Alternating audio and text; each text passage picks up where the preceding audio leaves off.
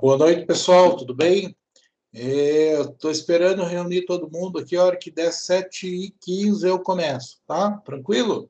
Qualquer coisa estou à disposição aqui, pode falar, pode mandar mensagem, o que achar melhor. Tudo bem?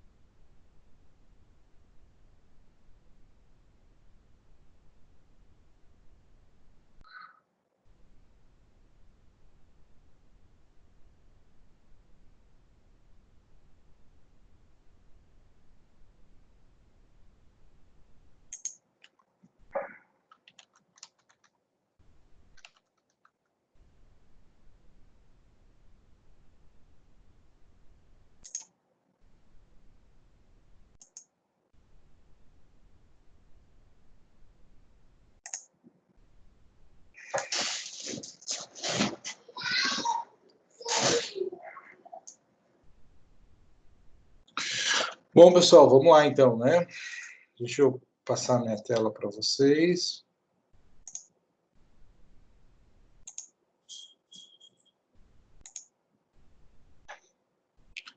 Aí, tranquilo. Todo mundo está vendo a outra tela? Sim. Tranquilo. Sim.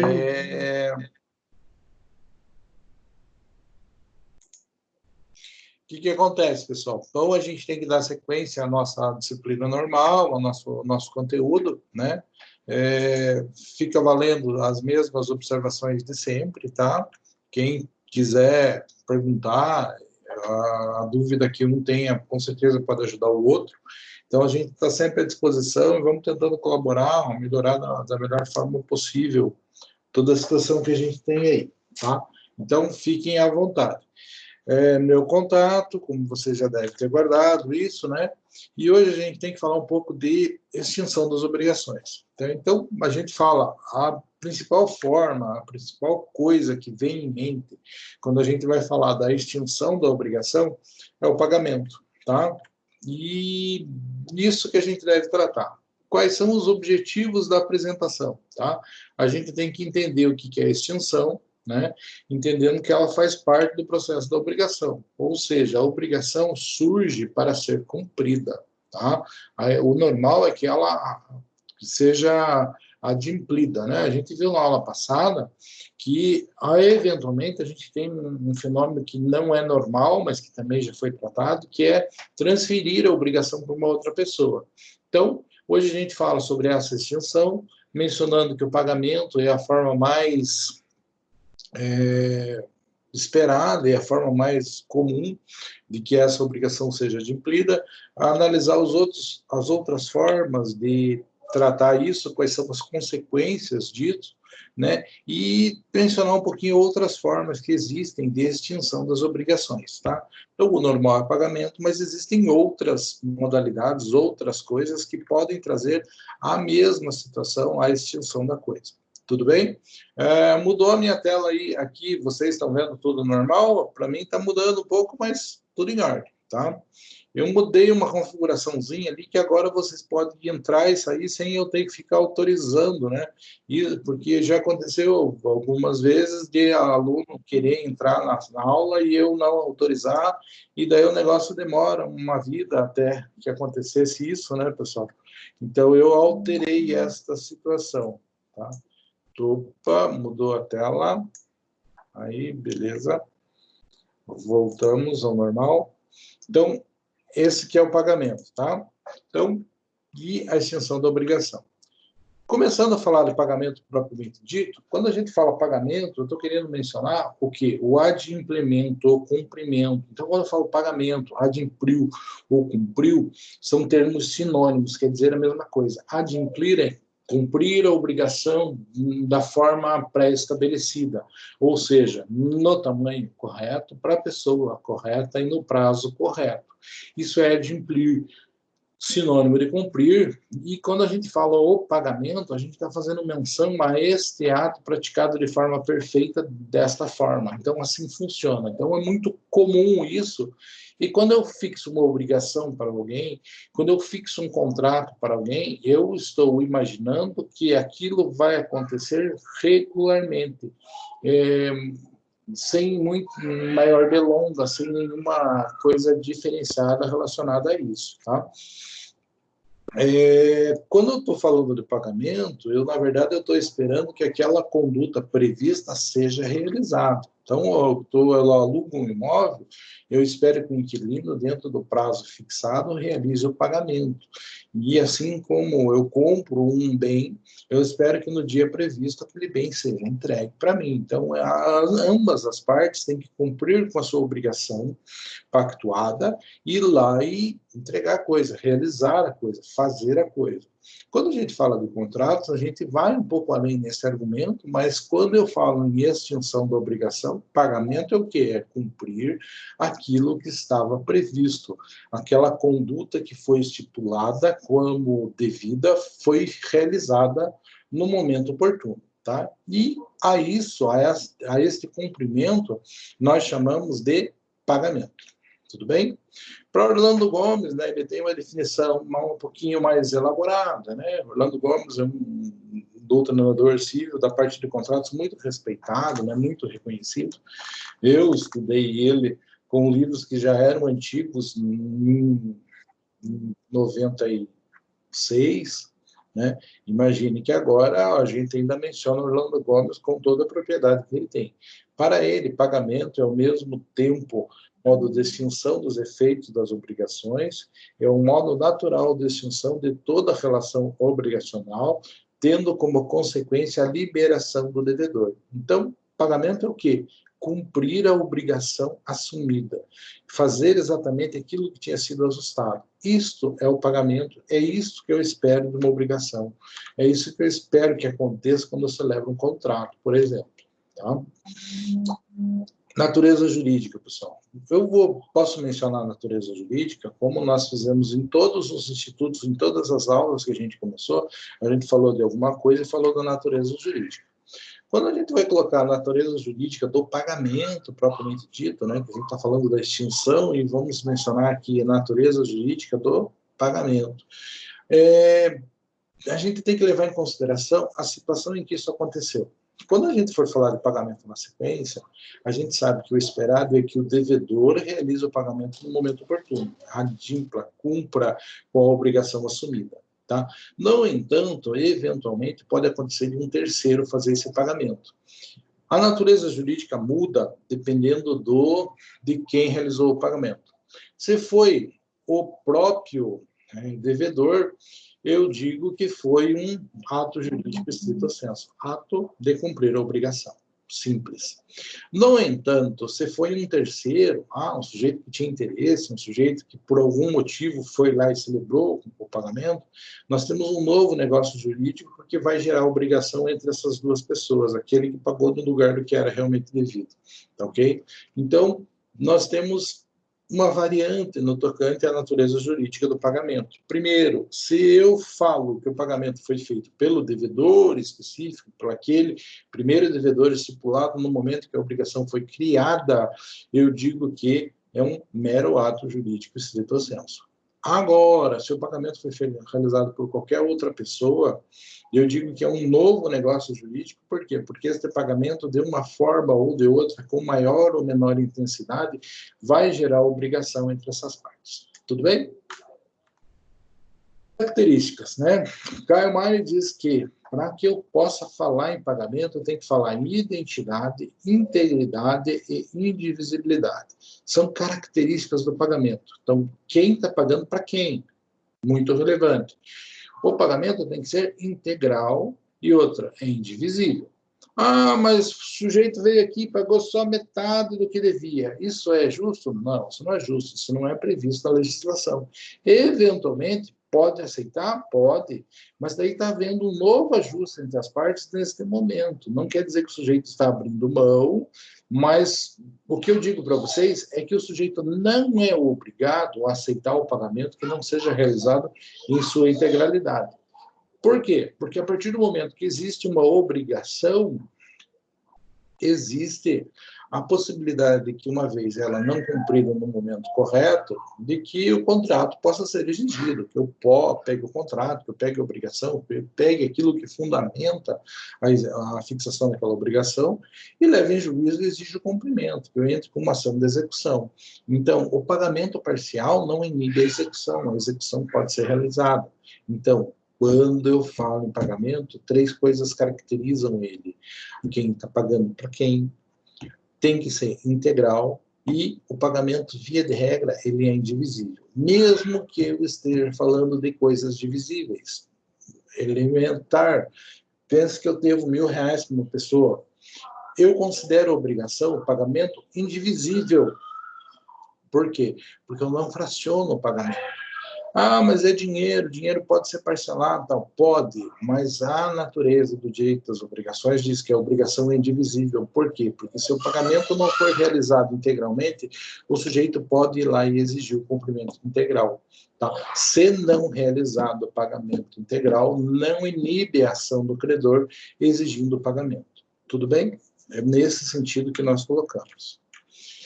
Bom, Aí aqui a gente entra, assim, num elemento bem interessante, pessoal, que é tratar quem deve pagar, quem é obrigado a realizar o pagamento, tá?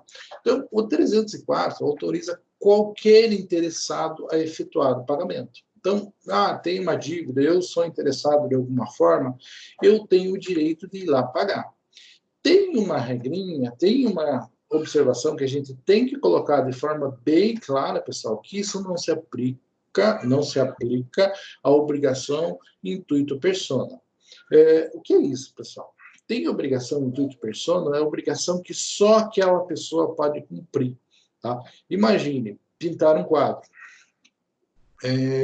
Se é um pintor reconhecido, o quadro tem uma característica. Posso ir eu pintar o quadro no lugar dele? Não, né? Não vai ser a mesma coisa, não vai ter a mesma visão, não vai ter a mesma qualidade, nem mesmo a obra final vai ter o mesmo valor. Logo, a obrigação de um artista pintar um quadro, fazer um retrato, por exemplo, é uma obrigação intuito persona, tem que ser aquela pessoa.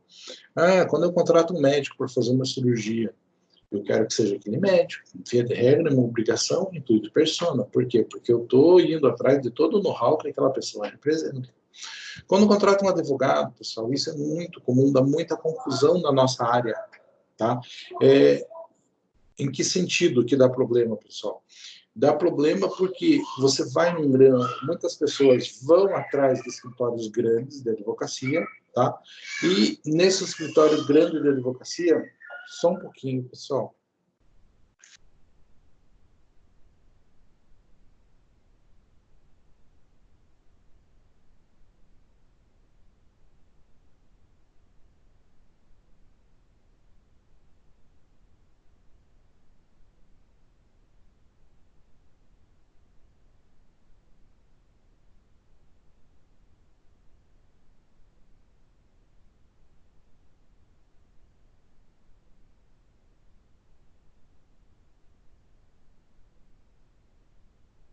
Pessoal, trabalhar em casa tem dessas, crianças fazem uma gritaria, né? Então, vamos lá. O que acontece? Qualquer interessado pode cumprir a obrigação, pode ir lá e pode adimplir. Então, eu tenho interesse que aquela obrigação seja cumprida, que aquilo seja extinto, que o bem seja liberado, que eu possa ir lá e realizar o pagamento. Tá? Essa regra não se aplica à obrigação intuito persona. A obrigação intuito persona é que quando exige algo que tem que ser a própria pessoa para realizar o pagamento. Tá? Então, tem que ser a pessoa ir lá e cumprir a obrigação. Então, intuito persona, só a pessoa consegue se desincumprir daquele ônus. Tá? É disso que nós estamos falando. Um pintor de um quadro tem que ser um artista famoso. Pintor de uma casa, pode ser qualquer pintor, que ele vai ter a mesma qualidade. Tá? Então, é disso que a gente está falando, é disso que a gente precisa. Tá? Quando eu falo qualquer, a gente traz aqui a figura bem interessante, que é a figura do terceiro. Normalmente, eu estou pensando que aquela pessoa que assumiu a obrigação vai cumprir a obrigação. No entanto, muitas vezes, um terceiro acaba por cumprir sua obrigação. E a gente vai diferenciar esse terceiro por conta do interesse que ele tem. Eu vou dizer que o terceiro que realiza o pagamento é interessado quando ele integra, de alguma forma, aquela relação obrigacional. Normalmente de forma subsidiária, né? Por algum outro motivo, ele tem uma obrigação, aquilo vai se reverter contra ele. Imagine um herdeiro que vai lá e paga uma dívida do espólio. Tá? O herdeiro, querendo ou não, aquilo vai mudar no que o herdeiro receberia. O fiador que paga uma dívida de um devedor que está garantido por aquele contrato de fiança. Então, esta terceiro não é o sujeito que figura na criação da obrigação, mas ele tem interesse que aquilo deixe de existir, que aquilo seja cumprido. Por algum motivo, aquilo vai redundar de forma positiva para ele. Tá? Então, interessado. O que seria um terceiro não interessado? Aí a gente tem que pensar em interesse, pessoal. Lembrar que ninguém vai fazer uma coisa se não tiver interesse. Mas só que o interesse que nós estamos falando não é esse interesse popular, não é um interesse que o povão diabólico entende como interesse. É um interesse jurídico, tá? É aquilo que juridicamente se justifica, tá? Então, interesse jurídico, interesse que pode estar previsto num ajuste, num contrato, numa obrigação, numa relação, que pode também ser uma exigência qualquer, tá? Então, é disso que nós estamos falando. Esse interessado, interesse jurídico. Então, o fiador, o herdeiro, pessoa que vai sofrer um abalo no seu patrimônio. O não interessado é aquela pessoa que quer ajudar, mas não existe uma relação jurídica que justifique, tá? O exemplo que eu coloco ali, pessoal, veja, o pai que paga a dívida do filho. Tem interesse jurídico nisso, tá?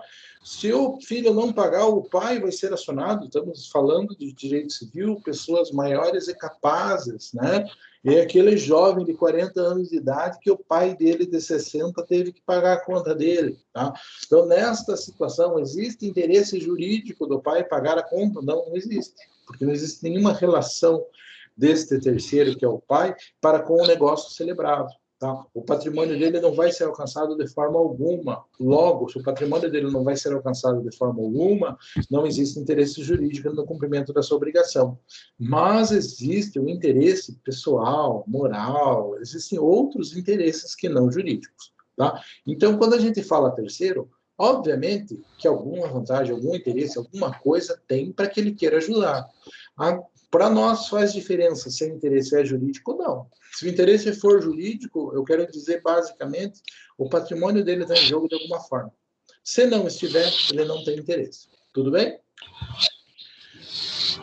Estou falando de quem deve pagar. Se for interessado, pessoal, ou seja, se é aquela pessoa que paga porque o seu patrimônio está na reta de alguma forma, ele subroga-se nos direitos do credor. Isso com base no 346 terceiro do Código Civil. Se ele não for interessado, pessoal, ele apenas tem o direito ao reembolso. Pessoal, qual é a diferença? Daí, vejam lá. Quando eu falo subrogação, transfere a dívida anterior para quem pagou. Então, eu subroguei na dívida. Então, se tinha uma garantia, a garantia continua valendo. Se tem alguma situação específica diferente, acontece efetivamente, quando eu falo em subrogação, uma substituição da parte. Aquele credor original é substituído por aquele que fez o pagamento. E esse que fez o pagamento continua com todas as mesmas condições, cobrando do credor. Tudo bem? Então, isso é subrogação. Eu tenho a mesma obrigação transferida para a pessoa que realizou o pagamento. Subrogou-se. Tá? O reembolso, pessoal, é uma situação distinta. O sujeito vai lá e paga, aquela obrigação acabou. Então, entre o sujeito que pagou porque quis e aquele que realmente devia, existe uma nova relação, que daí ele tem que entrar em juízo, não tem as garantias anteriores. Então, é um processo realmente de reembolso, é uma ação de cobrança, que não tem relação nenhuma com a relação anterior. Tudo bem? Então, faz diferença, porque na subrogação eu continuo o mesmo ajuste. No reembolso, é uma situação nova. Tá? Pensando que eu posso ter garantias, que eu posso ter outras coisas previstas no contrato, a subrogação dá uma condição de vantagem muito maior ao credor. Tudo bem? Ainda com relação a quem deve pagar. O credor pode negar o recebimento de terceiro? Veja, depende muito da situação. Então, tem que olhar, tem argumento, tem defesa, é possível de alguma forma que o devedor modifique o tamanho da obrigação. Então, não existe uma resposta estanque dizendo, eu sou credor, eu só aceito do devedor. Não existe uma regra estanque com relação a isso, pessoal. Tá? Eu vou ter isso e vou ter que levar em consideração caso a caso, tá? Então, se houver algo que impacte no tamanho da obrigação de um modo geral, eu vou dizer para vocês que sim, tá? Se existe algo que impacta, eu digo que o credor pode sim mudar a exigência do negócio, pode dizer que não aceita de determinada pessoa, tá? Então, isso pode existir. Agora, é a regra? Não. A regra é que ele não pode exigir. Tudo bem? quem vai fazer o pagamento é qualquer pessoa que tenha direito de fazer isso. Tá? Quando que o devedor vai poder dizer que ele não aceita, que ele não vai pagar, que ele não vai reembolsar aquilo que foi pago? Tá? Quando que isso acontece, pessoal? Então, isso vai acontecer só quando o devedor conseguir justificar que aquela dívida, por ele ia conseguir excluir. Então, eu tenho uma dívida, e daquela dívida aconteceu alguma coisa que me desonerou daquela dívida, eu não vou precisar cumprir aquilo quando necessariamente eu vou estar livre dessa obrigação. Então, se eu tiver livre, se eu tiver uma defesa, se eu tenho um recibo guardado, se tem uma outra coisa que eu vou alegar à minha defesa que não vai me obrigar a fazer o pagamento, este mesmo argumento que eu poderia fazer para o credor originário, eu também posso fazer para aquele que pagou no meu lugar. Tudo bem? Então, nesta situação, eu me excluo da obrigação de pagar aquele sujeito que pagou no meu lugar. Porque se eu não era devido, ele pagou porque quis. Tá? Lógico, né? Vai ter um reflexo se eu, de repente, mandei, se eu autorizei, daí eu não tenho como sair dessa situação. Agora o terceiro vai lá e paga porque quer, problema dele. Tá? Outra coisa, eu só considero pagamento mesmo, pessoal, se houver efetivamente a transferência, tá, da propriedade. Então, o sujeito pode dizer que pagou a minha conta se ele deu alguma coisa do patrimônio dele e aquela coisa efetivamente saiu do patrimônio dele. Agora, ele emprestou um negócio para o cara dar uma amenizada na conta, se aquilo não chegou a sair do patrimônio dele, se não saiu do poder, do domínio dele, eu não posso dizer em pagamento. E se eu não posso falar em pagamento, eu não posso exigir do sujeito que devia o pagamento disso. Tá? Então, isso é muito claro, e hoje em dia a gente usa muito pagamento, dá outro bem garantia, outras situações. Então, na vida real, isso acaba acontecendo, pessoal, e tem reflexo prático dentro da nossa situação. Pós-eficacialização da tradição. O que é isso, pessoal? Eventualmente, o pagamento também só pode ser considerado se aquela pessoa que fez o pagamento poderia dispor daquele bem. Aqui o exemplo que eu peguei no livro agora à tarde, ele falava assim, imagine que o sujeito foi lá e vendeu um celular. O celular não era dele, era do irmão dele. Ele podia ter vendido? Não, não podia. Por quê? Porque ele não poderia fazer a transmissão da propriedade. Então, ele vendeu, e isso tem um vício, né? Que não pode ser efetivado o pagamento, ou seja, não posso pagar a minha obrigação, que é entregar o celular, porque o celular não é meu, não pode sair do meu patrimônio que não é meu. Ixi, tem como consertar isso? Posterior eficaciação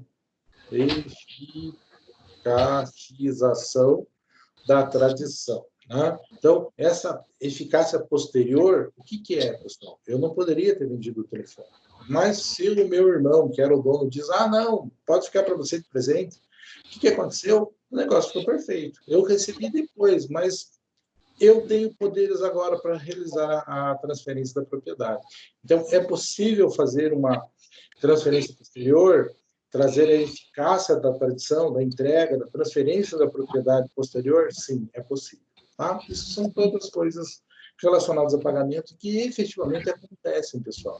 Vocês não têm noção do que o povo tem capacidade de fazer de negócios, rolar coisas interessantes, inimagináveis, e, de uma certa forma, a gente acaba utilizando esses conceitos elementares do direito civil para entender se o que o povo fez lá na prática tem validade ou não tem validade e como que você resolve isso no caso de uma confusão, no caso de um inadimplemento, no caso de um arrependimento. São coisas elementares que a gente precisa. Outra pergunta, pessoal, que a gente coloca: a quem se deve pagar? Tá? Aqui, a gente tem uma máxima, né, que diz assim: quem paga mal, paga duas vezes. Isso é um ditado popular.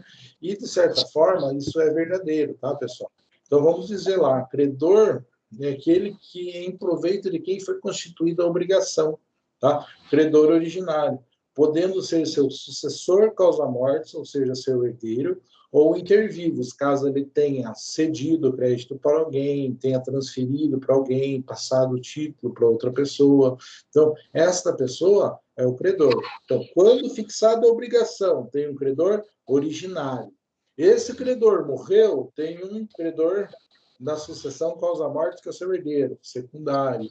Ou ele transferiu a obrigação para alguém, também tem um credor secundário, que daí é uma obrigação intervivos. Todas essas pessoas são credores. Tá?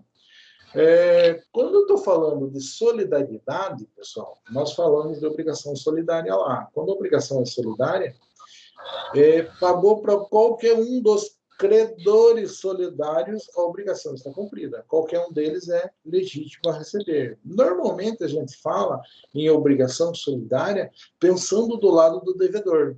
Por quê? Porque é muito mais oportuno você ter uma obrigação solidária pensando do lado do devedor. Não preciso me preocupar com de quem eu estou cobrando, não tem ordem entre eles, e eu vou cobrar daquele que tem um patrimônio maior para responder à obrigação. Então, essa situação, tranquilo. Mas existe também obrigação solidária do lado dos credores, que seriam os co-credores. Se eu tenho uma obrigação solidária com diversos credores, todos eles, qualquer um deles, podem receber e eles vão ser partes legítimas para fazer isso. Quando nós temos obrigação ao portador, né, eu vou pagar a obrigação ao portador aquele que está portando o título, um cheque. A quem que eu pago? Quem está com o cheque na mão. Não existe aquela de eu pagar o sujeito que não está com o título. Tá? Uma nota promissória, por exemplo. Quem está com a nota promissória, porque os títulos de crédito têm a característica da cartularidade, da portabilidade. Então, quem está com o título está com o crédito. Tudo bem? Normalmente, títulos ao portador. O 308 diz assim: o pagamento deve ser feito ao credor ou a quem de direito ou a represente. Então, o credor é a pessoa correta para fazer isso. Quem vai representar o sujeito? Normalmente é aquele que está representado por meio de uma procuração, que está constituído para isso, ou aquele sujeito, funcionário da empresa, que tem aquela função, que com uma teoria da aparência você realiza o pagamento sem maior sofrimento. Tá? Então, é uma coisa tranquila de imaginar isso, mas eu tenho que tomar cuidado para pagar para a pessoa correta. Tem exceção a essa regra, pessoal? Quando eu vou dizer, então, o devedor ciente paga credor absoluto e relativamente incapaz, e desde o pagamento não revela o proveito ao incapaz. Então, eu sei que o sujeito é incapaz, relativo ou não, né? Relativo absolutamente. Vou lá e pago para ele. Se eu sei, eu não posso fazer o pagamento. Tá? Mas a lei ainda é mais camarada comigo ainda, porque ela tem que dizer assim, se não se reverter em proveito dele. Então, se eu incapaz receber, mas o dinheiro reverter isso em favor dele, ainda tem validade o pagamento. Então, o 310, na verdade, ele é bem camarada, porque o normal é dizer assim, se o sujeito é absolutamente ou relativamente incapaz de receber, o normal é você imaginar que não tem validade nenhuma o pagamento. Ele não poderia receber sozinho. Né? Ele teria que ser assistido ou representado por alguém. Mas o 310 vai um pouquinho além. Né? Primeiro, tem que saber que o sujeito é relativa ou absolutamente incapaz, e segundo, tem que não reverter em proveito dele. Tá? Então, nestas situações, eu vou dizer que não tem validade. Segundo, o credor estiver impedido de receber, por exemplo, hipótese de ter sido crédito penhorado. Então, daí não tem nem o que falar, né, pessoal? Nessas situações, daí, não temos nenhuma dúvida com relação à situação. Tranquilo, pessoal? Estão acompanhando? Aqui eu coloquei o poder de adaptação, pessoal, por conta de um problema que eu enfrentei na prática já. Tá?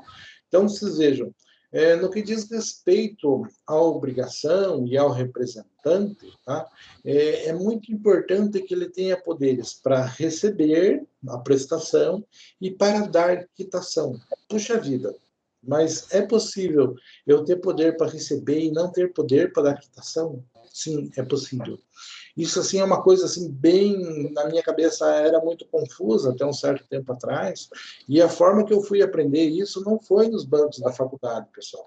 Eu fui aprender isso quando eu tinha um processo tramitando na primeira vara de Ponta Grossa, e o escrivão, que era o Marcos, ele, muita gente fina, né? E daí fui eu fazer o levantamento de uma quantia e um processo de inventário que eu estava tratando, e o que acontece? Vou eu fazer o levantamento, o Marcos foi lá, fez o alvará, tudo certo.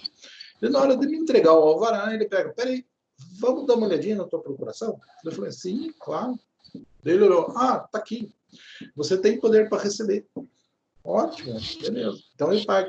Ele falou, não, você não tem poder para dar quitação. Eu falei, mas como assim, Marcos? Como é que eu recebo uma coisa? Não, não, tem que ter as duas coisas descritas. Daí eu falei, mas que absurdo. Ele falou, não, assim está na lei. E daí ele pegou o Código de Processo Civil, e se vocês pegarem lá, quando diz a cláusula para foro geral, tem a cláusula para foro geral e tem já dizendo diversos outros poderes, está lá no começo do Código de Processo Civil, que precisam estar expressos para que tenha validade. E tem enumerado lá, receber é um poder que não está dentro da cláusula do foro geral, e dar quitação também é um poder que é diferenciado. Por quê? Porque, eventualmente, você paga para uma pessoa e o credor vai lá dar uma vistoriada e ele assina a quitação, ok? Então, ele presta a quitação. Então, quando você for fazer um contrato, principalmente quem for advogar, quando for fazer uma procuração, pessoal, olhe na procuração para ver se tem poder para receber e se você colocou assim, vírgula, dar quitação, porque são poderes distintos. Você tem que ter poder para fazer o recebimento e para dar o recibo. E quitação, pessoal, nada mais é do que a prova do pagamento, prova do cumprimento da obrigação. Tranquilo? Coloco isso porque eu fui aprender isso anos depois, não sei se meu professor falou. Provavelmente o professor Joel, que era meu professor de Direito Civil, falou exaustivamente com relação a isso, mas sabe como que é aluno, né? Eu não me recordo disso. Eu aprendi com o Marcos na primeira vara civil da pior forma possível. Tudo bem? Esse poder, pessoal, normalmente ele está expresso aonde? No mandato, na escritura, né? Então, se vai fazer uma escritura, se é uma escritura pública, deve estar colocado lá. Pode ser tácito? Pode, não é o ideal, mas vamos pensar assim, quando você tem um funcionário, que trabalha numa empresa, que tem aquela função específica, tal, ou você tem isso estipulado em lei, então, que isso é corriqueiro, beleza, eu vou dizer que está subentendido esta situação, está ali tacitamente passada essa autorização de dar o recibo. Mas, para a gente que opera no direito, pessoal, tem que conferir a escritura, como você vai fazer, se ela está com isso, a procuração, para não ter problema posterior, tá? Isso é muito comum. Pagamento produzirá efeitos. Como é que o pagamento produz efeitos, pessoal? Então, primeiro, né, sempre que ele preencheu, foi feito da forma com que a gente falou até aqui, ele produz efeitos. Se não foi feito, daí ele não produzirá efeitos. No entanto, tem uma exceção, que ele é feito de forma diferente e mesmo assim vale com o pagamento. A primeira exceção, foi feito de um jeito diferente, foi feito por uma outra pessoa, tá? Mas foi ratificado pelo credor. Então, o sujeito foi lá e pagou para a sogra dele, né? Não pegou recibo, ou a sogra assinou o recibo que não tem relação nenhuma. O sujeito é obrigado a aceitar aquele recibo? Não, não é. Mas daí ele vai lá e diz, não, eu ratifico, eu concordo, isso pagou para ela, está bem pago, né? Então, beleza. Então, é uma exceção à regra. Foi feito de uma forma completamente diferente, que a gente falou, foi feito para uma pessoa diferente daquela pessoa a qual deveria ser, que não teria poderes para receber aquele negócio, muito menos para dar quitação, mas o credor foi lá e confirmou, não, pagou para ele, está bem pago, né? Quem vai dizer que não, que a sogra não tem direito de receber? Não? Quando reverteu em proveito do credor, na medida deste proveito. Então, eu paguei de uma outra forma para uma outra pessoa, mas aquilo reverteu para o sujeito, reverteu para outra pessoa. Então, na medida do que reverteu de crédito para aquela pessoa, eu posso dizer que serviu como quitação. Então, é aquela situação, aquela saia justa, né? Que o sujeito vem e propõe para o outro assim, viu, você está devendo para o cara lá, e ele está devendo para mim e não me paga. Vamos fazer o seguinte, você paga para mim.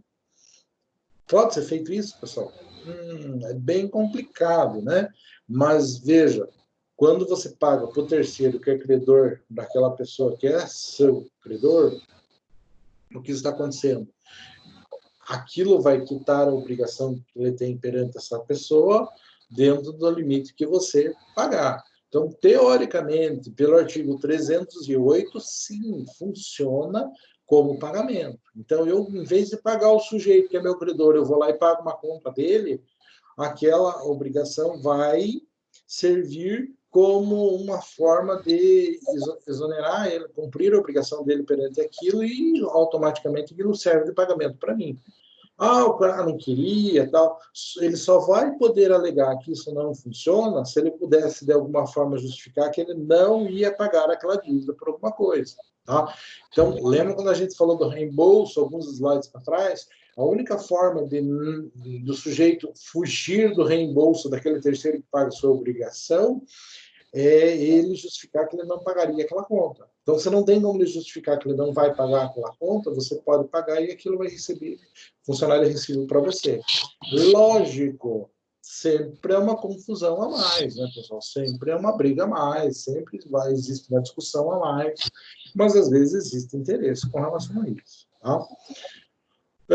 Efetuado de boa fé, acreedor putativo. Puxa, eu pensava que era uma pessoa e não era. Então, aqui, muito complicado. Putativo, eu imaginava, eu acreditava, eu fui induzido em erro por algum motivo e paguei para uma pessoa errada. Então, se de boa fé eu pago para a pessoa errada, tudo bem.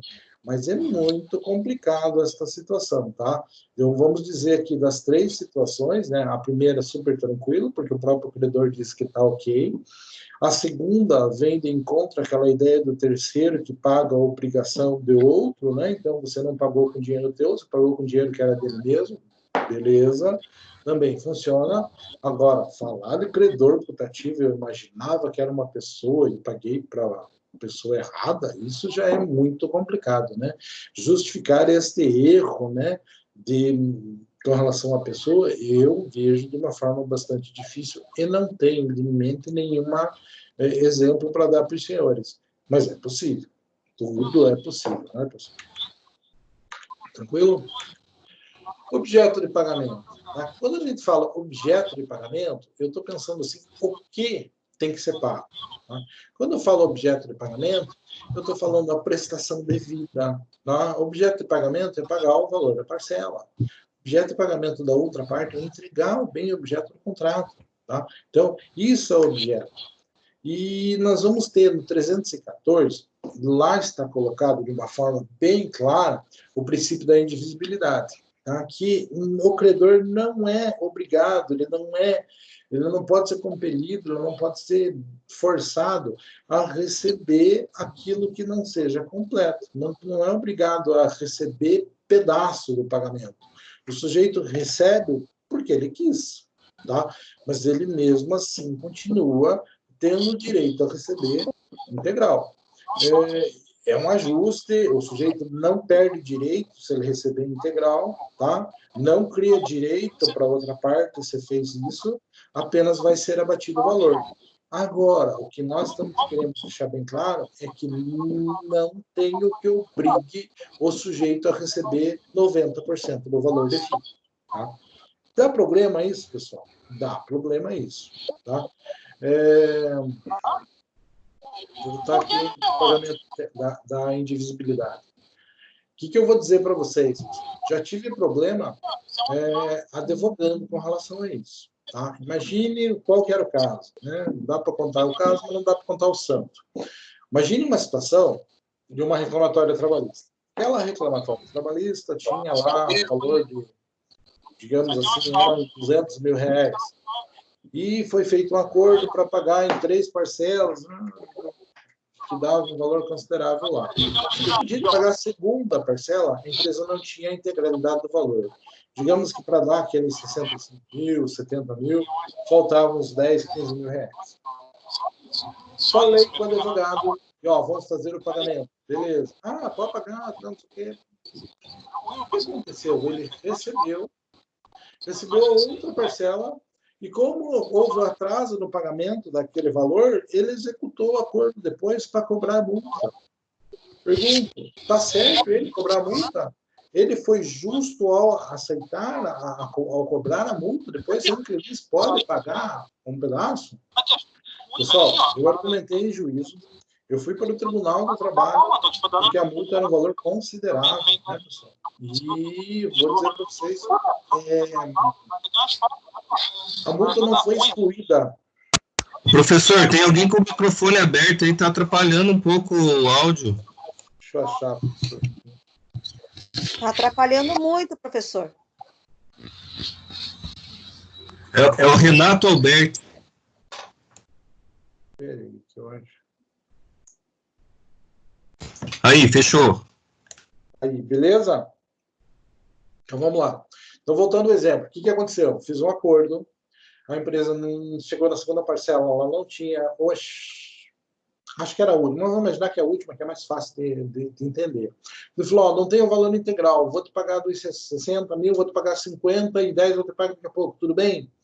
Ah, tudo bem, então, isso aqui. O sujeito recebeu, esperou para receber, ali uns 10 dias depois, recebeu o saldo restante e ainda, mesmo assim, ele executou o valor da multa. A multa era o valor do acordo inteiro, então dava um valor considerável, pessoal, porque você imagina, um acordo de 200 mil reais, a multa dava aí uns 60 mil, 70 mil reais, né? Então, eles dizem assim, ó, foi pago fora do prazo. Como foi pago fora do prazo, dá ensejo à cobrança da multa.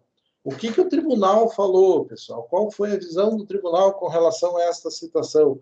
Ah, é justo cobrar a multa lá da empresa porque não pagou no dia certo? Eu argumentei um monte de coisas, tal, que ele tinha autorizado, que ele recebeu, que ele deu o recibo, inclusive, daquele valor e tal, mas não adiantou, pessoal. Não adiantou. Na verdade, não é que não adiantou.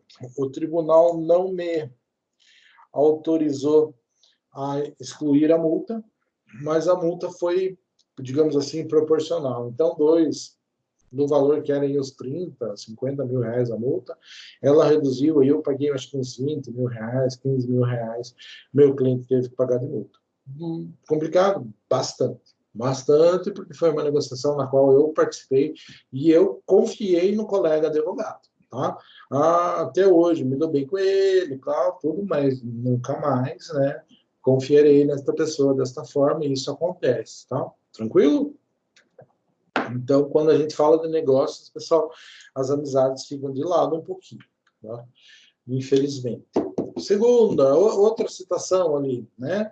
É vedado, pessoal, pelo artigo 318 do Código Civil, a realização de acordo de pagamento em ouro ou em outra moeda estrangeira, tá? O Código Civil prevê isso de forma expressa. Isso já vem de um tempo, né, que os ajustes não podem ser feitos em moeda estrangeira, e isso teve bastante reflexo na época da inflação aqui no Brasil, quando a inflação era aquela inflação galopante, né? Então era comum que você celebrasse acordo de contrato de leasing com indexação em dólar, porque o dólar tinha uma, digamos assim, uma valorização um pouco mais uniforme, né? Então, a gente entende por que vai fixar em dólar. E o que aconteceu naquela época? Naquela época isso ainda era possível, a indexação, né? Não era feito o acordo em moeda estrangeira, mas era feita a indexação pelo dólar, tá? Isso era lícito, né? E o que aconteceu? Hoje em dia a gente não pode fazer nenhuma coisa nem outra, por quê? Porque esses leasing deram muito problema de valorização absurda, né? Porque o bem aqui, imagine, você comprava um carro que valia hoje 10 mil dólares, né? Fazer o contrato indexado em moeda estrangeira, dali a pouco você estava devendo 25 mil reais, né? 25 mil, né? Digamos que 10 mil dólares valesse 10 mil reais hoje. O tempo passava, o dólar super valorizado, daqui a pouco o dólar não valia mais 10 mil, valia 25 mil, o carro estava com aquela dívida absurda, e o carro, na prática, estava valendo 4 mil, 3 mil. Então, isso gerou problemas muito grandes em processos de leasing, em processos de financiamento, lá na década de 80, pessoal, antes daqueles planos econômicos malucos, durante aqueles planos econômicos malucos, tá? E daí isso gerou muito problema. Então, nós não fazemos contrato em pagamento em ouro, nós não fazemos em moeda estrangeira por conta disso. É um reflexo da intervenção estatal e porque, teoricamente, isso pode desequilibrar, de uma certa forma, o contrato. Tranquilo? Outra coisa, tá? O 317 fala de uma coisa bem interessante. Quando a gente coloca isso, pessoal, isso é um argumento que a gente vai falar novamente, vai argumentar bastante, quando a gente vai falando de contrato.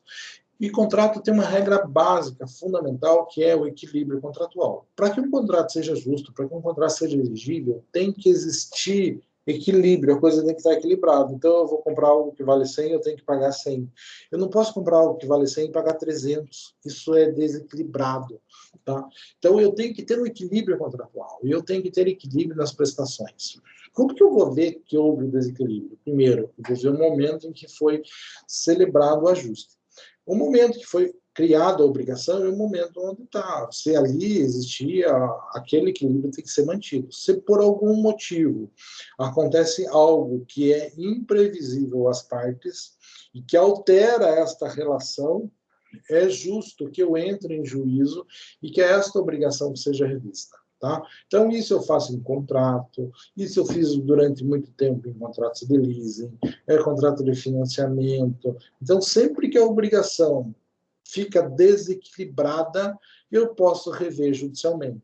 Isso vale para obrigação aqui, como nós estamos falando, e isso vale para contrato. E digo para vocês, uma chave fundamental do direito contratual é o equilíbrio entre prestação e contraprestação. Ok? Então, isso está aqui também, isso está esculpido lá no artigo 317 do Código Civil, que autoriza que isso seja feito. Por quê? Porque temos a regra da proporcionalidade. Tá? Inclusive, eu tenho aqui uma menção ao enunciado 17 da primeira jornada de Direito Civil do Conselho da Justiça Federal, que diz assim, lá no 317 tem a expressão motivos imprevisíveis. Então, sempre que acontecer um desequilíbrio em função de motivos imprevisíveis, eu posso rever. Eles dizem, pode ser quando a desproporção não era previsível, que aquilo ia ficar desproporcional, e quando o resultado de alguma coisa ficar proporcional. Então, eles são muito abrangentes em considerar. Aconteceu algo que não era previsível e mudou o tamanho da obrigação por algum motivo, isso justifica que a obrigação seja revista. Tudo bem? Isso é uma chave do direito contratual, isso é uma chave que é utilizada em muitos processos de revisão de contrato que a gente tem hoje em dia. Tudo bem? Quitação, pessoal. Já falei lá da quitação para vocês. Quando... Diga. Licença. Claro. Referente à imprevisibilidade, no caso do Covid-19 agora, pode estar ensejando alguma revisão do contrato, essa dificuldade aí por conta do Covid-19? Eu pergunto porque, por exemplo, assim, eu sou contador, né? Hoje a Receita Federal emitiu mais um parecer lá, deferindo o prazo, dando mais prazo para pagamento de parcelamento, e tem efetuado isso para alguns tributos. É possível que civilmente também possa se utilizar disso para dilação de prazo, essas coisas de contrato? Sim, é possível. Vou te dizer um caso concreto. Tá? Eu não fiz, até porque eu não estou atuando tanto na advocacia, mas eu sei de um colega que a juização, se não me engano, para a joalheria Gravina do shopping, para ela não pagar a manutenção do shopping, toda aquela coisa arada, enquanto o shopping não estava operando. Por quê? Porque aconteceu algo imprevisível e aquela imprevisão impediu a empresa de funcionar. Não é justo que ela tenha que arcar com os custos do shopping, do condomínio comercial, da mesma forma que ela atuaria se estivesse trabalhando. isso foi solicitado, isso foi definido e teve, eu sei que a primeira, se não me engano, foi a Gravina e teve uma sequência de lojas que conseguiu isso, tá? E se conseguiram aqui em Ponta Grossa, no Paládio, imagine que deve ter sido no Brasil inteiro que isso aconteceu, né? Então, sim, justifica, a Covid era absolutamente imprevisível. Há pouco tempo atrás, a gente estava vendo os chineses se ferrar lá e dando risada deles, e daqui a pouco agora o pepino está aqui no nossas costas, né? Então, realmente, é um exemplo concreto, mas eu digo sim, né? E tanto é que existe na prática aqui na nossa comarca. Tranquilo? Ok, tranquilo.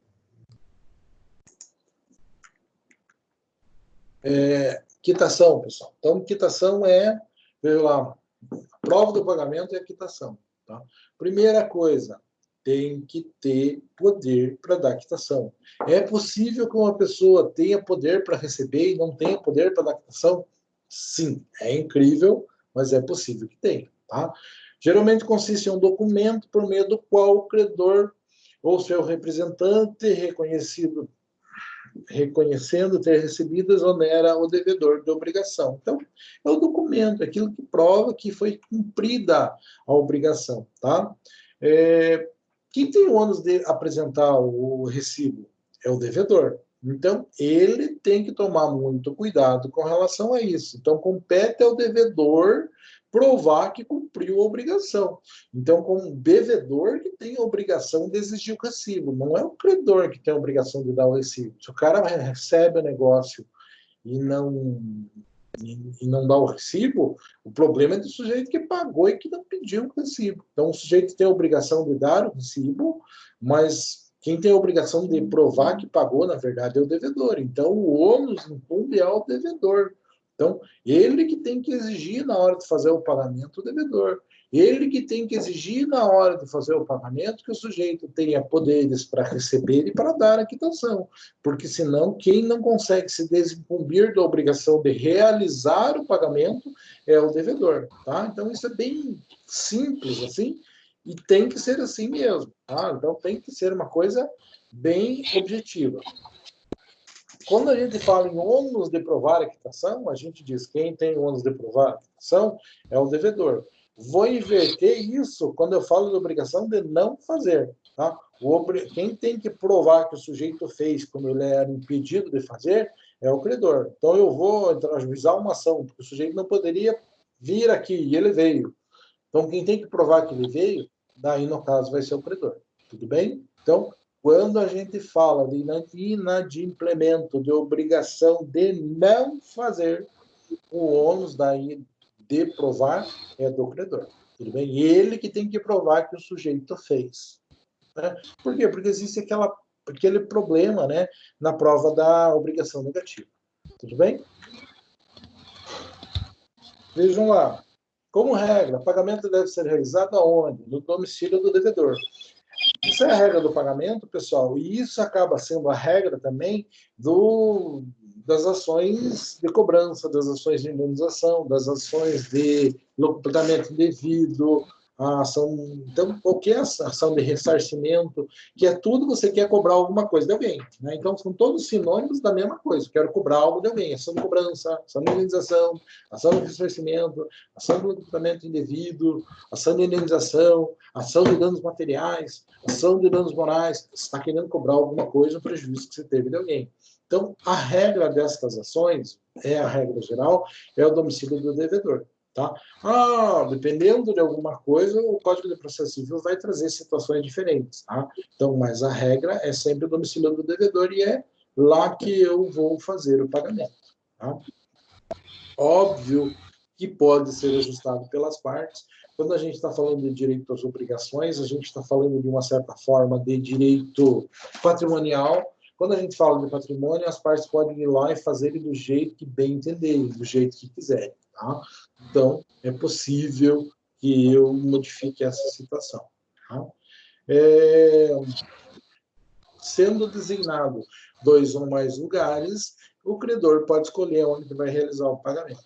Mas não tem dificuldade com relação a isso, é bem tranquilo esta situação. Obrigações pecuniárias. Quando a gente fala obrigação pecuniária, eu estou falando de obrigação em dinheiro, em moeda corrente, tá?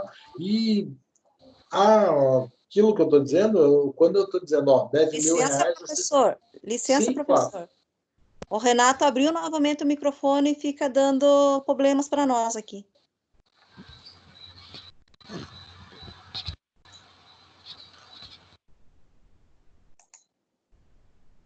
Beleza? Então, Beleza, vejam lá. obrigada. Nada. Vejam lá, pessoal. Normalmente, a obrigação pecuniária tem um prazo de pagamento. E diz, naquele dia, o valor é tanto. Então, é assim, normal. No entanto, pessoal, a gente vai ver que é comum a utilização de escala móvel. O que seria escala móvel? Aquela cláusula prevendo a correção do valor. Então, ó, o sujeito vai fazer um pagamento anual de R$1.000. Puxa vida, em um ano, lá no terceiro parcela, já caiu tanto o valor que ele deveria pagar. Então, a gente vai fazer pagamento em moeda corrente, valor certinho, com a data do vencimento, e vai pensar numa escala móvel. Que escala móvel é aquilo que vai ser o fator de indexação, tá? Aquilo que vai ser a correção do valor. Então, correção monetária é devida, né? Claro, ela não pode ser absurda, né? Deve refletir índices corretos, vai ser ajustada pelas partes, como que vai ser feita essa correção, mas é justo que sempre que eu tenha obrigação pecuniária, como o tempo age contra o valor, né? Quanto mais tempo aquele valor menos representa, aquela importância em dinheiro representa um valor menor, porque o poder aquisitivo dela é menor. Então, quando a gente fala em correção monetária, sim, é justo que exista sempre a aplicação de uma correção monetária e isso deve ser colocado. Então, duas coisas que a gente tem que ter em mente, pessoal. Correção monetária é a correção que aquele valor perdeu com o tempo. Tá? Correção monetária. Hoje, com R$100, eu compro uma coisa. Daqui a 2 anos, com R$100, eu não vou comprar as mesmas coisas. E a correção monetária é para que esse R$100 seja restabelecido ao mesmo poder de compra. Então, isto é correção monetária. Quando eu falo juro, pessoal, é uma coisa completamente diferente. Juro é remuneração do capital. Quando eu falo em juro, juro quer dizer assim, se eu pegasse aquele R$100 que o sujeito está me devendo e colocasse em outra coisa, poderia ser que aquela coisa me revertesse em algum proveito, tá? Então, aquele R$100 daria lucro. Então, o juro é a remuneração daquele R$100, ok? Então, se o sujeito não me paga, quando ele for me pagar, ele tem que pagar a correção monetária, porque tem que ser o mesmo valor. E o juro, ele tem que reembolsar aquilo que eu ganharia se eu tivesse com o R$100 aplicado em outro lugar. Na prática, a gente não tem, assim, uma rentabilidade tão grande. Mas o juro é isso, é remuneração do capital. Teoricamente, se aquele valor fosse empregado em outra atividade produtiva, ele me daria algum lucro. E este lucro é representado pelo juro. Tá? O juro tem que estar ajustado em contrato, o juro tem que ter uma cláusula penal prevista. A correção monetária não necessariamente, a correção monetária prevê de lei naturalmente. Vejam lá, pessoal, fator bem interessante, né? A Constituição de 88 veda a utilização do salário mínimo como critério de reajuste. Então, tem que usar índice, né? Tem que ir lá, tem um vasto rol de índices, onde alguns são feitos com base em algumas características, em outros, por exemplo, o IPC, Índice de Preço ao Consumidor, Índice Nacional de Preço ao Consumidor, tem uma metodologia diferente na hora de calcular o valor que vai servir de referência para a correção do valor. Posso pegar, por exemplo, o CUDE, custo do... não sei exatamente o que vem a sigla, né? Mas o CUDE é o custo do metro quadrado da construção civil, tá? Então, à medida que vai subindo o preço para eu construir 1 metro quadrado na construção civil, este valor é o CUDE, é muito utilizado na compra de apartamento, imóvel e tal. Então, CUDE. Então, eu posso utilizar diversos índices, mas a Constituição me veda utilizar o salário mínimo. Confesso para vocês que eu já fiz diversos contratos com base no salário mínimo, simplesmente esquecendo dessa regra. Tá? O que vai acontecer se eu fiz um contrato com base no salário mínimo? O sujeito entra na justiça e diz assim, o índice que o Edil utilizou é um índice absurdo, não pode ser utilizado, tá? Então tira fora. O juiz vai escolher um índice que é mais justo para fazer a correção. Normalmente não se discute isso, por quê? Porque o salário mínimo não tem assim, essa correção tão absurda. Vamos pegar o exemplo que eu acabei de dizer, o custo do metro quadrado da construção civil sobe muito mais que o salário mínimo. Então, por isso que mesmo sendo proibido e muito utilizado, nós não temos muita ação na justiça, porque não gera um valor absurdo, né? Atualização monetária, já falei bastante sobre isso, que ela serve para corrigir o valor, por isso que ela é devida e tal, que entendemos com relação a isso. Falando de um monte com relação ao pagamento, pessoal, várias coisas, assim, vocês perguntam muito pouca coisa, infelizmente, né? Mas a gente coloca lá, o pagamento é a chave da extinção da obrigação. E é única? Não, existem outras. Daí a gente vai classificar essas outras em 3 formas distintas. Satisfativo é uma outra forma, mas que gera pagamento. Então, uma outra forma de extinção da obrigação satisfativa, eu quero dizer, extinguiu a obrigação e pagou, cara, o credor recebeu. Não satisfativo, libera o devedor, mas o credor não recebe. Então, existe, a gente já vai falar delas. Então, método não satisfativo. Desobriga o devedor, mas não faz com que o credor receba aquele valor. E satisfação indireta, quando o credor não recebe, mas se desobriga de outra prestação em relação ao devedor. Então, não recebi, mas eu paguei uma outra coisa, fiz uma outra coisa de uma forma indireta. Então, satisfativo, não satisfativo, satisfação indireta. Aqui, pessoal, praticamente caminhando para o fim, a gente tem formas especiais de extinção das obrigações. O que seria uma consignação em pagamento, pessoal? Tá? Por algum motivo, né, o sujeito vai lá e faz uma consignação, ele deposita em juízo o valor e avisa, o teu pagamento está lá em juízo, vai lá e receba. Tá? Quando que eu faço isso? Quando eu tenho dúvida da pessoa para a qual eu tenho que pagar, quando eu tenho dúvida com relação ao valor, quando eu tenho negativa do credor em receber e eu quero me exonerar daquela obrigação. Então, eu vou lá e faço o depósito e peço para o juiz, tá aqui o valor, quer receber? Não quer receber, explico por quê. E o juiz vai julgar. Se o sujeito não receber e não for buscar no prazo correto, o juiz diz que aquela dívida está extinta. Então, seria uma forma de isentar o devedor, né, e não pagar o credor. Se o credor quiser, ele vai lá e recebe. Então, isso seria uma consignação em pagamento. Consignação em pagamento existe forma judicial e forma extrajudicial. Posso ir num banco, normalmente os bancos sociais, quem faz muito isso é a Caixa Econômica, tá? E o que é a consignação em pagamento via banco? É o sujeito ir no banco, depositar o valor e pedir para o banco avisar, tá depositado o valor teu aqui, vem receber. Tá? Então, existe a forma oficial, existe a forma judicial e a forma extrajudicial.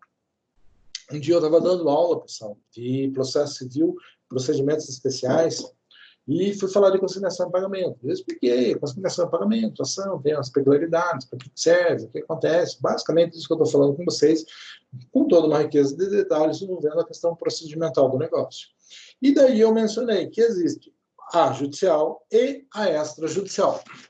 E expliquei assim, olha, com relação a extrajudicial, eu não sei dizer, porque eu não sei se existe, eu nunca ouvi falar. Tá?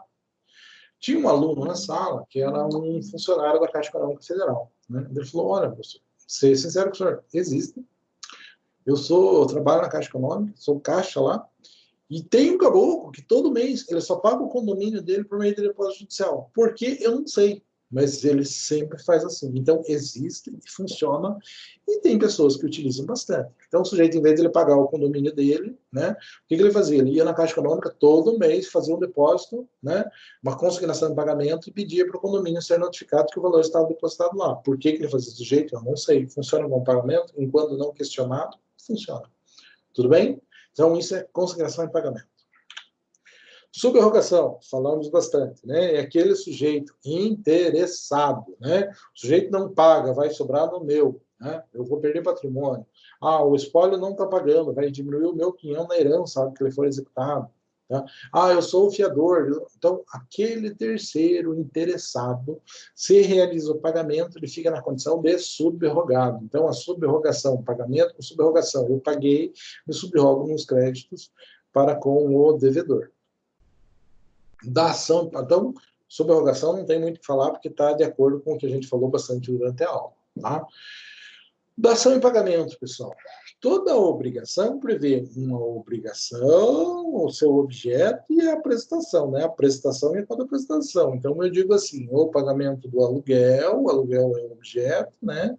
Prestação e a contraprestação do aluguel vai ser R$1.000 em dinheiro. Beleza. Chega lá no dia do aluguel, o cara não tem dinheiro para pagar, ele procura o dono da casa e diz assim, olha, eu não tenho o milão para te dar, mas eu tenho essa televisão aí, ela vale milão, você quer? O que acontece? Ele dá a televisão e o cara aceita. Então, isso é dação e pagamento. Então, foi dado um bem diferente do previsto na obrigação como forma de pagamento. Acontece muito, muito utilizado, faz bastante. Quem tem dúvida de que isso acontece, pessoal, tire os dias e vai assistir audiências no Juizado Especial para você ter uma ideia, para você ver como o povão é criativo ao fazer negócios. Tá? Então, dação e pagamento. Inovação, pessoal. Imagine que você tem um empréstimo no banco. Você está com dificuldade para pagar. E você vai lá falar com o teu gerente. Aí o teu gerente diz, não tem problema, vamos renegociar esse negócio. Daí o que ele faz? Você está devendo lá 10 mil, né? Daí o gerente faz a conta para emprestar os 10 mil e refinanciar. Daí você assume uma conta de mais 18 perante o banco, né?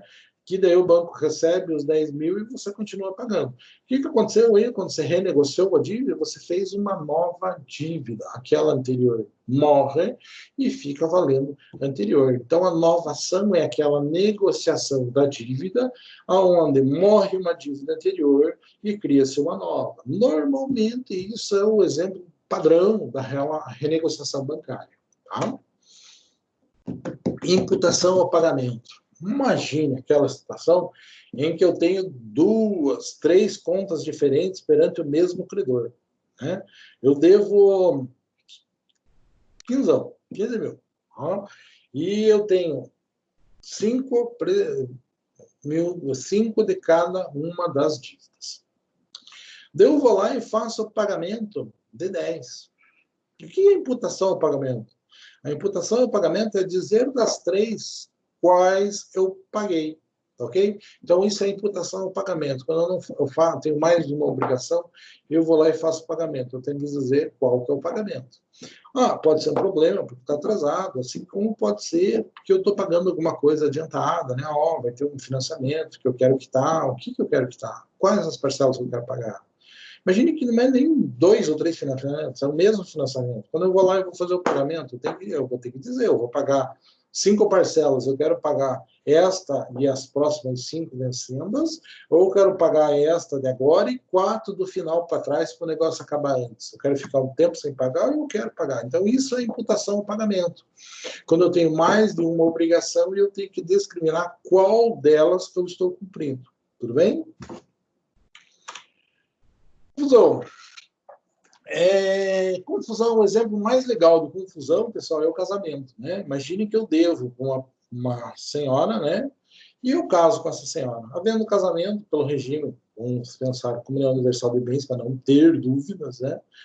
O que aconteceu com o patrimônio? Ele se confundiu, virou tudo uma coisa só.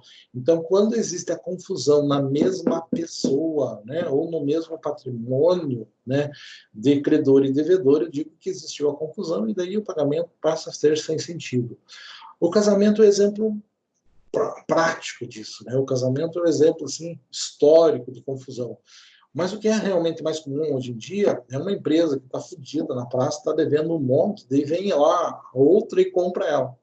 E, eventualmente, compra porque já tinha um monte de crédito, já estava devendo um monte de coisa para ela, daí ela, vem aqui, compra o meu estabelecimento e assuma o negócio. Tá? Imagine um posto de combustível que está devendo uma grana para a distribuidora, né?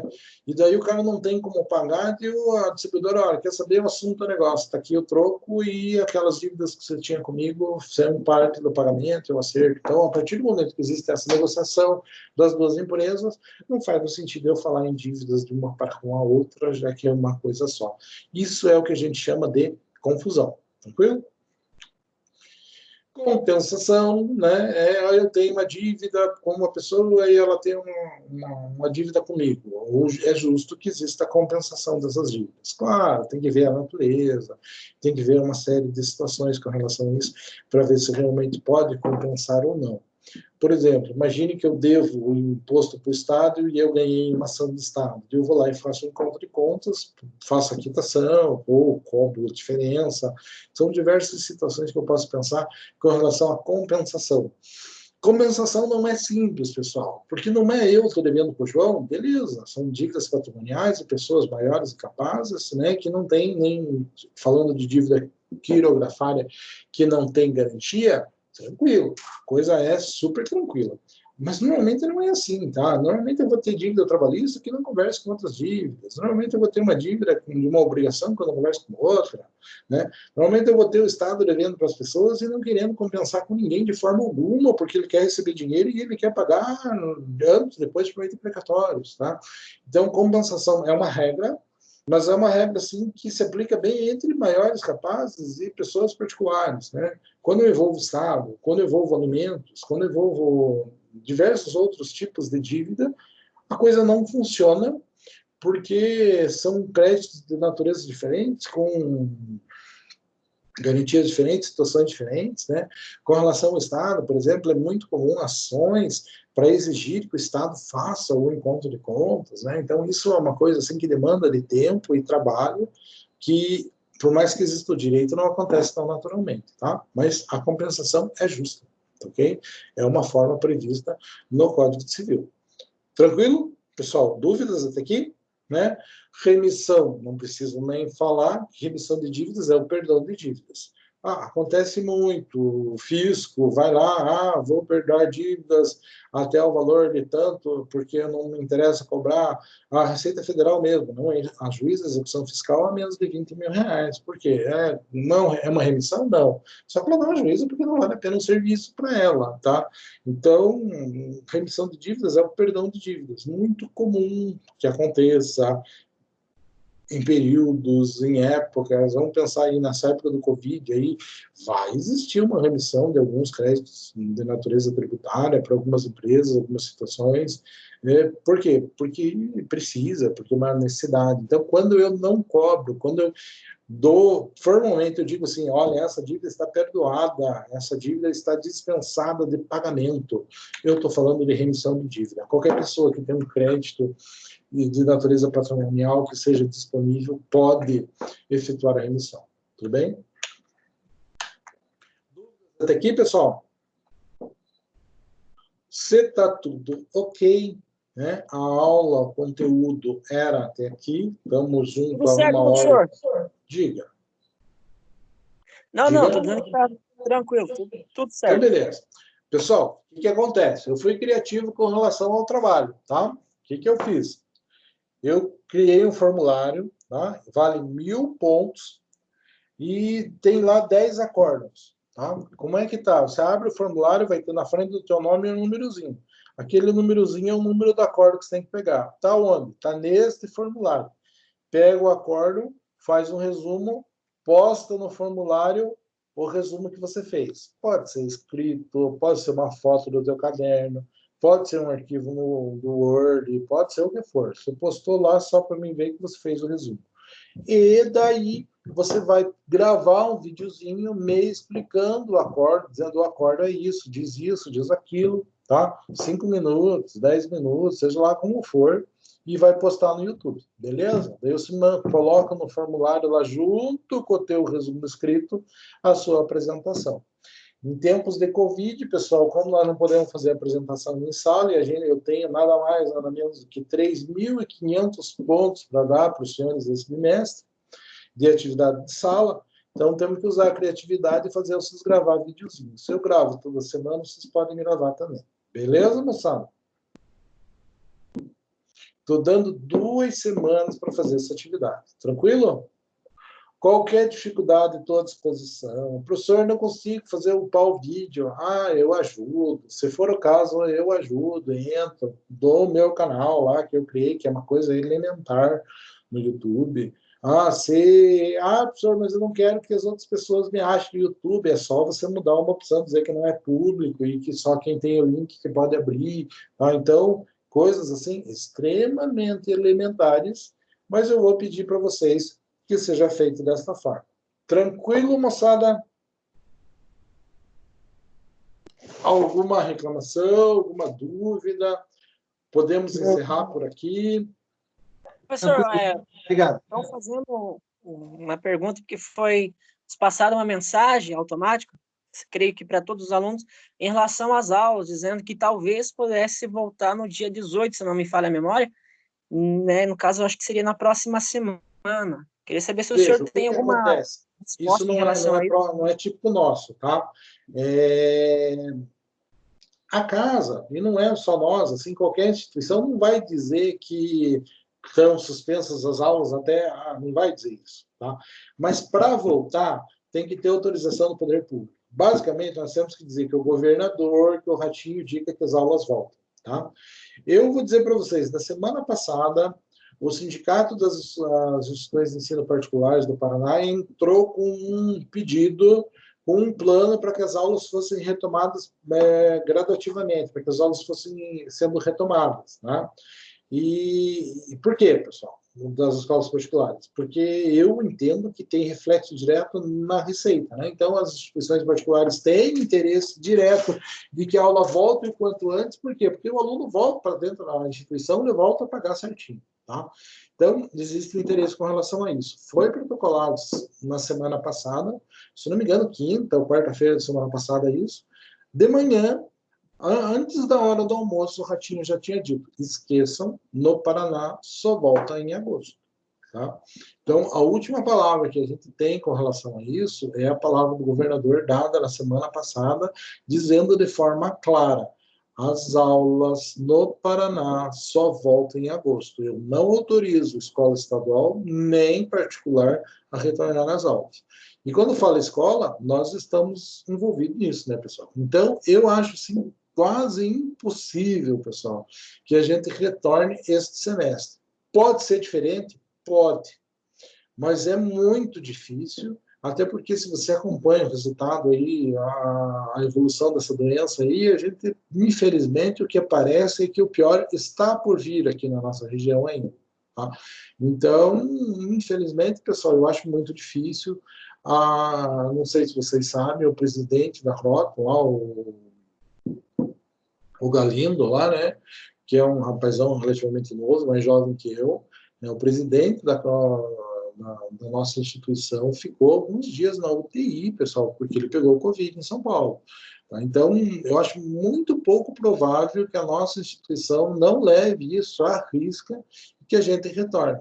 Dia 18, assim, é só para dizer, pessoal, pode esquecer, não tem nenhuma notícia oficial com relação a isso, não, eu duvido que isso aconteça. Tranquilo?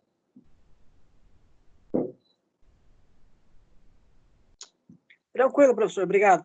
Por nada, por nada.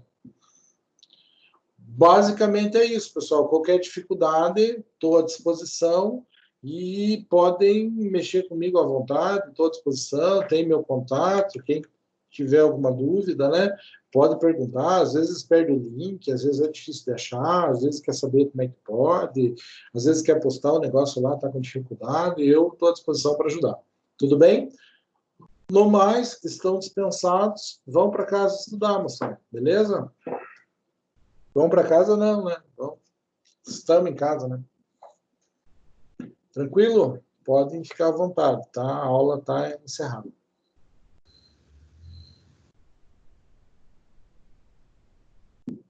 Obrigada, professora. Uma boa noite. Obrigado você, tudo de bom.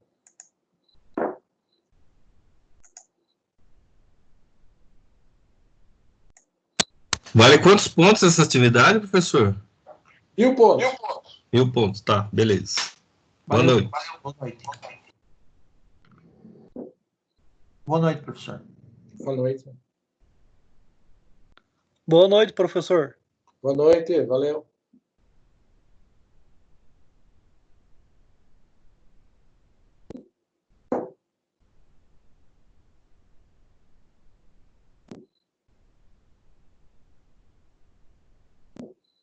Tô com uma dúvida referente ao vídeo. O vídeo precisa ser extenso, uma apresentação normal mesmo?